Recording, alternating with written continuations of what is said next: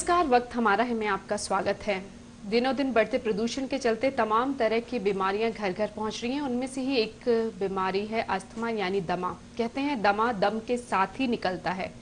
ये बात कितनी सच है? दमा आखिर क्यों होता है और इसका इलाज क्या है, आज इसी पर बात करेंगे। हमारे साथ स्टूडियो में मौजूद हैं डॉक्टर आदित्य जिंदल जी, श्वास रोग विशेषज्ञ हैं। डॉक्टर महेश हीरानंदानी जी हमारे साथ हैं, बाल रोग विशेषज्ञ। और शिवानी गुलाटी, डाइटिशियन भी हमारे साथ हैं। डॉक्टर आदित्य, कितनी बात सच है कि दमा दम के साथ ही निकलता है?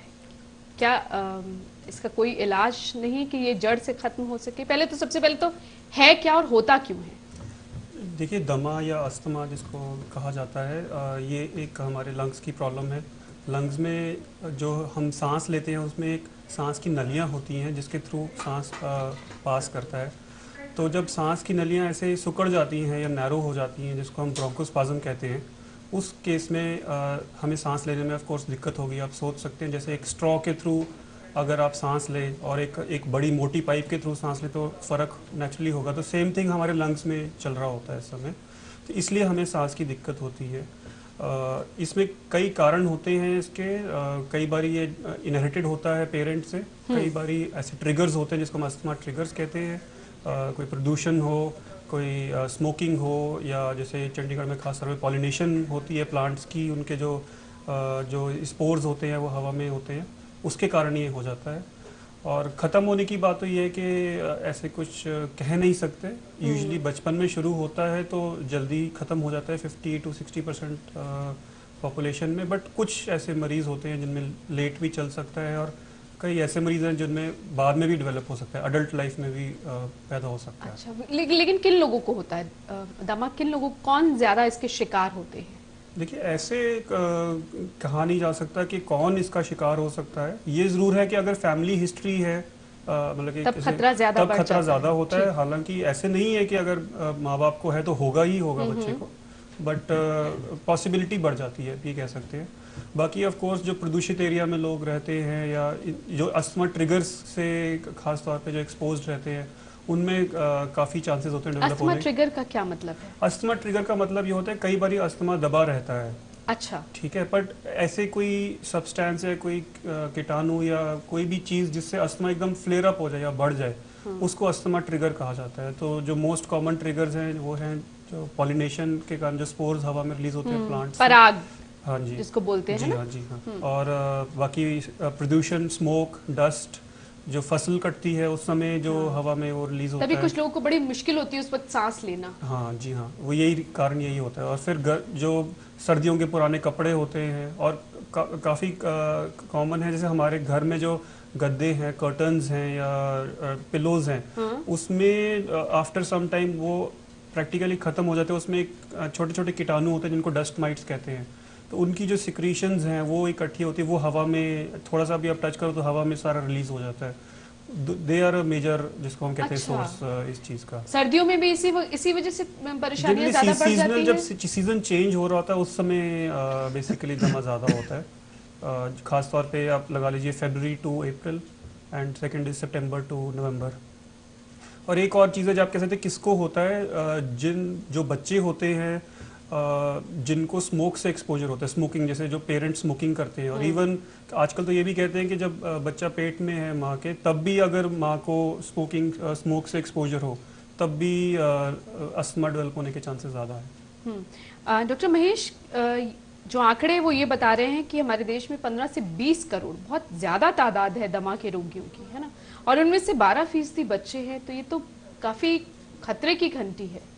बच्चों में क्यों इतना? क्या सिर्फ ये जो वजह डॉक्टर आदित्य बता रहे हैं वही वजह है कि आपकी हवा में जो है वो प्रदूषण बहुत ज्यादा है, तमाम वजह जो बताई गई हैं वो है, या फिर जेनेटिक है, फैमिली में किसी को है, इसी वजह से आप खतरे में आ जाते हो?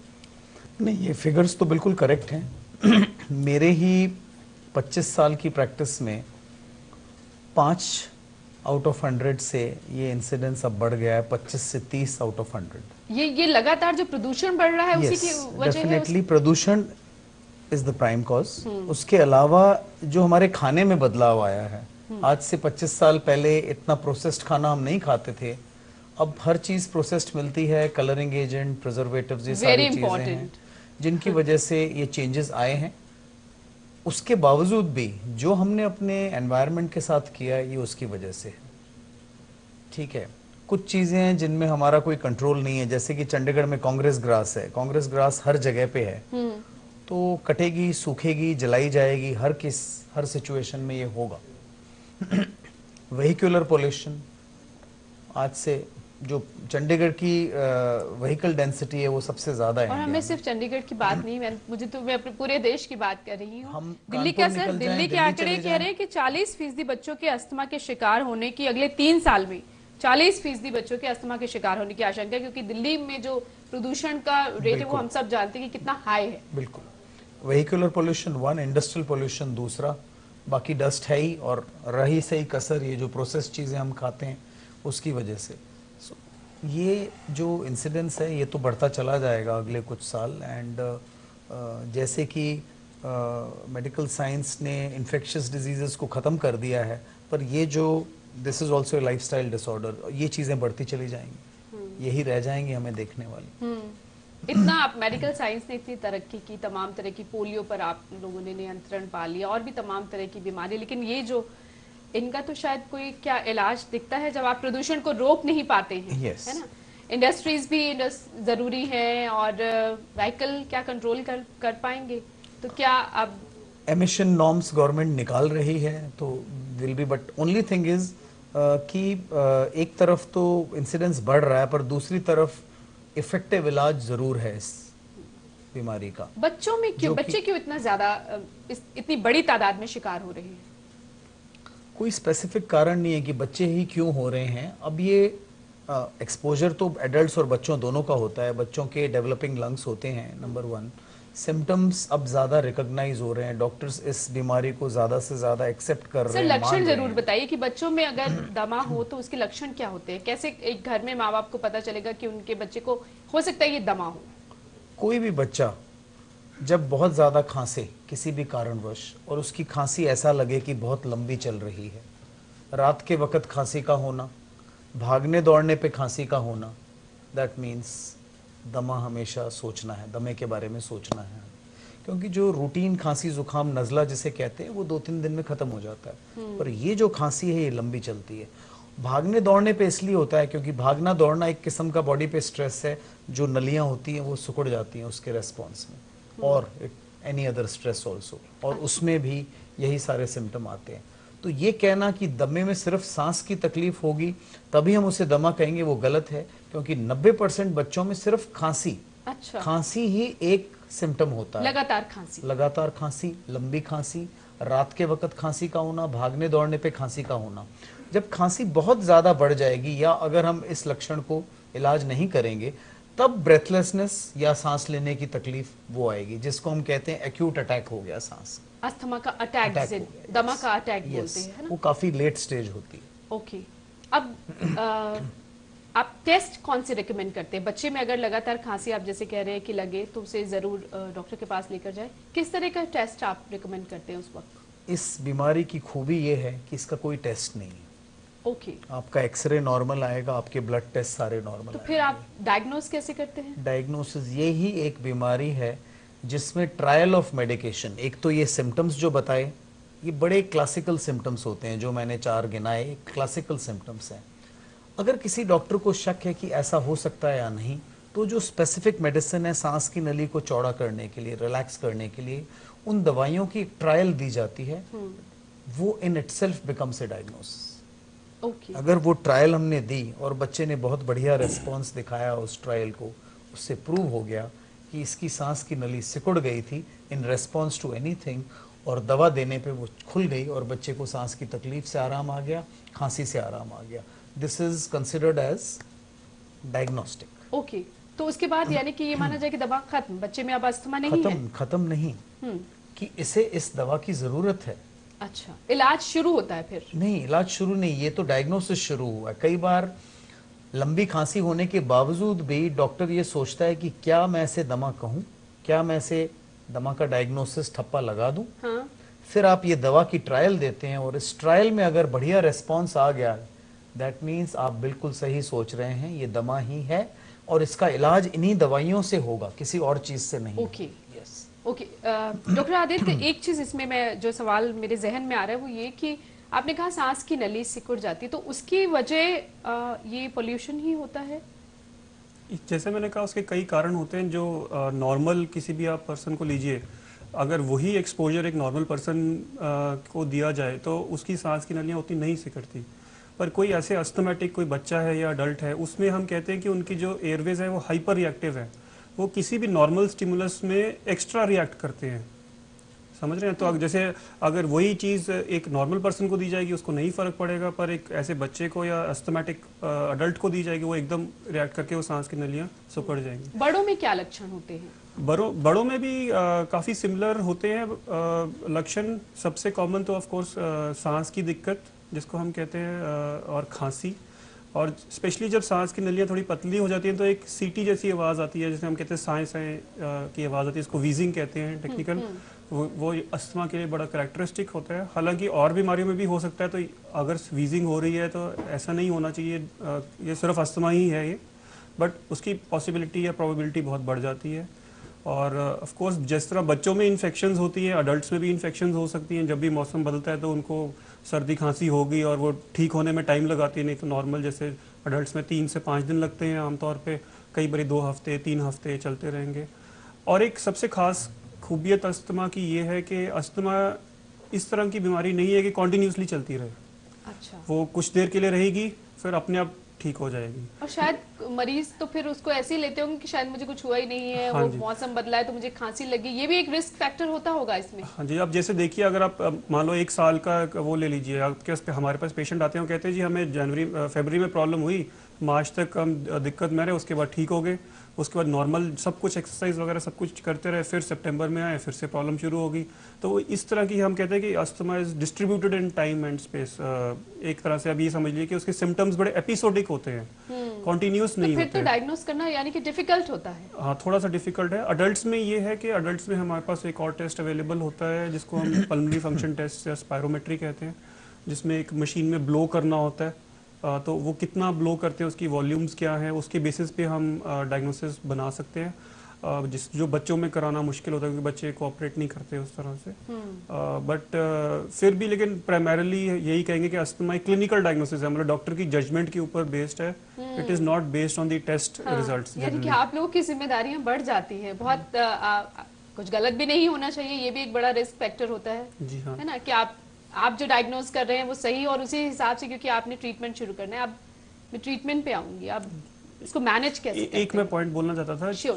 पंजाब और हरियाणा के स्पेसिफिकली अस्थमा के ट्रिगर्स को लेके, जब यहाँ पर बड़ी प्रैक्टिस है कि जब भी कोई फसल लगती है, जब खत्म सब वो काट लेते हैं, उसके बाद जो भी स्टबल बचता है उसको जला देते हैं। पराली जलाते हैं हाँ। जो, उस वक्त दमा के मरीज बहुत जो ज्यादा- मरीज होते हैं वो सबसे ज्यादा हाँ, प्रॉब्लम में खास होते तौर पे हैं। जी हाँ, वो उस समय बहुत ज़्यादा प्रॉब्लम होती है। तो क्योंकि वो छोटे छोटे पार्टिकल से जो डस्ट के और स्मोक के होते हैं वो सब लंग्स में जाते हैं, तो उससे बहुत ज़्यादा प्रॉब्लम क्रिएट करते हैं। किसान ये सोचते हैं। हाँ जी। एक इंटरेस्टिंग ऑब्जर्वेशन है जैसा कि आदित्य ने बताया कि 2 सीजन्स हैं, फरवरी टू अप्रैल एंड अक्टूबर नवंबर।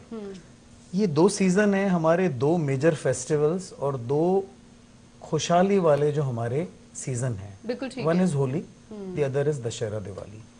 दोनों वक्त फसल कटती है। So festival, change of season and harvest, ये 3 चीजें टुगेदर सिम्टम्स देती हैं। क्योंकि बच्चों में तो बड़ा क्लासिकल पैटर्न होता है कि दशहरे से 10-15 दिन पहले जैसे ही डस्ट स्मोक बढ़ना शुरू होता है, फिर नई फसल आती है, चेंजिंग टेम्परेचर्स, चेंजिंग ह्यूमिडिटी होती है, ये सिम्टोमेटिक हो जाते हैं। जैसे ही दिवाली के फटाके वगैरह होते हैं, एक्यूट पीक पे पहुंच जाती है problem, and then they start settling down. जब विंटर रेन्स आती है 1-2 बार, सारी डस्ट सारा स्मोक सेटल हो जाता है, तो उनके सिम्टम्स थोड़े से बेटर हो जाते हैं। सेम इज़ द सिचुएशन गर्मी में।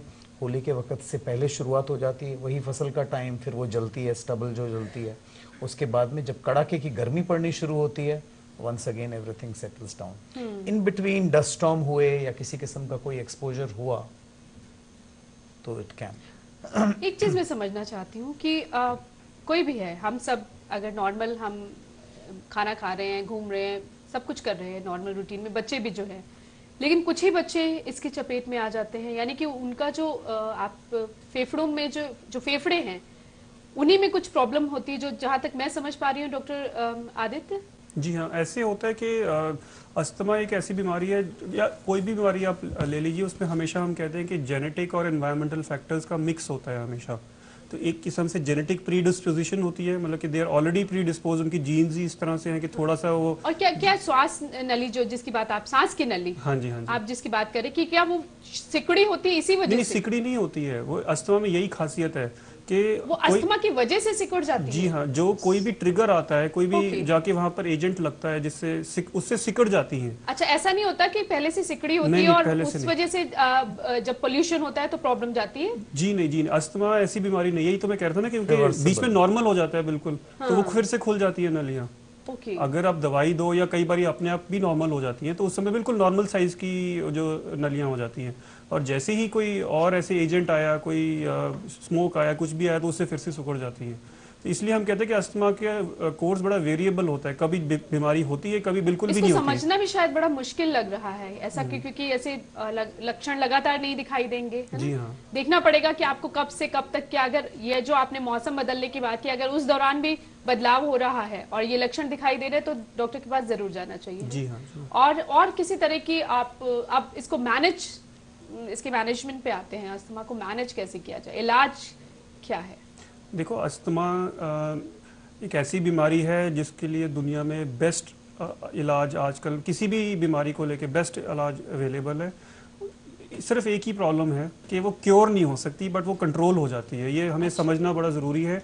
अगर क्योर का मतलब है कि बीमारी की हमने दवाई दी और वो खत्म हो गई, ऐसा नहीं ऐसे नहीं होता। अस्थमा अस्थमा में हम दवाई देते हैं, उससे बिल्कुल कंट्रोल हो जाते हैं सिम्टम्स। जो बच्चे हैं एकदम, या अडल्ट्स अपना एकदम नॉर्मल लाइफ जी सकते हैं, सब कुछ कर सकते हैं, एक्सरसाइजेस से लेके कुछ भी चाहें, बट उनको दवाई लेनी पड़ती है, स्पेशली जब उनको दिक्कत होती है। बाकी साल कई डिपेंडिंग ऑन सिवियरिटी क्या है, अगर बच्चों को या लोगों को कम दिक्कत है तो वो सिर्फ जब वो सीज़न आता है उस समय दवाई लेने की ज़रूरत पड़ती है। कई लोगों को ज़्यादा प्रॉब्लम होती है तो उनको हो सकता है सारे साल या कई महीने के लिए दवाई लेनी पड़े। तो जो दवाई अवेलेबल है उस पर इन्हेलर्स के रूप में अवेलेबल है। इनके अंदर दो टाइप के इन्हेलर्स आते हैं कॉमनली, जो एक तो जिसमें कैनिस्टर लगा होता है, उनको मीटर डोज इन्हेलर कहते हैं, जो स्प्रे करते हैं, और एक कैप्सूल वाले इन्हेलर्स होते हैं जिसके अंदर पाउडर होता है। दोनों में एक ही तरह की दवाई होती है, कोई बहुत ज़्यादा फ़र्क नहीं होता। उस दवाई का क्या काम होता है कि लंग्स में जाके वो जो एयरवे सिकुड़े हुए हैं उनको खोल देते हैं। तो जो सांस की दिक्कत हो रही होती है, वो नलियाँ बंद होने के कारण वो सब रिलीव हो जाती है, खांसी वगैरह सब कुछ गायब हो जाती है। तो दवाई बहुत ही अच्छी है, बड़ी फास्ट एक्ट करती है, एंड उसकी कोई एडिक्शन नहीं होती, कोई प्रॉब्लम नहीं होती। It is a very easy to use medicine, very safe, very effective.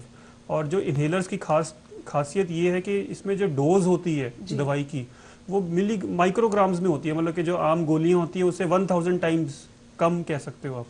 क्योंकि ये है कि जो पाउडर है या स्प्रे है, डायरेक्टली लंग्स में जाके जहाँ दिक्कत है वहाँ पर अफेक्ट करता है। ओके।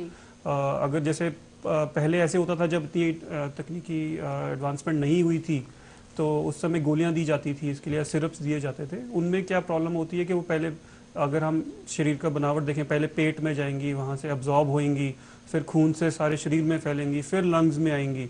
तो उसके कारण हमें डोज बहुत हाई देना पड़ता था, तो साइड इफ़ेक्ट्स ज़्यादा होते थे, और प्लस उतना अच्छी इफेक्टिव नहीं था उतना। जो इन्हेलर्स हैं they are very effective, directly जाके वहाँ पर। ये बड़ों के लिए है, बच्चों के लिए भी? दोनों के लिए जी। अच्छा, दोनों के लिए। ओके। उनके देने का तरीका थोड़ा सा सेपरेट होता है। अडल्ट्स तो आराम से कुछ भी ले सकते हैं, बच्चों में हम यूजली थोड़े डिवाइसेस यूज़ करते हैं जिनको स्पेसर्स कहते हैं, और फेस मास्क वगैरह यूज़ करने पड़ते हैं। और छोटे, जो बिल्कुल छोटे बच्चे हैं, उनमें ऑफ कोर्स हमें कई बार सिरप्स या गोलियां भी देनी पड़ती हैं। अब बहुत सारे पॉइंट्स हमने रेज कर लिए, लेकिन अब बच्चों में अगर अस्थमा का अटैक हो तो उसे कैसे हैंडल करें? और डाइटिशियन शिवानी भी हमारे साथ हैं। क्या डाइट कंट्रोल भी इसमें एक पार्ट है कि अस्थमा को कंट्रोल करने का? इस पर भी बात करेंगे, लेकिन छोटे से ब्रेक के बाद।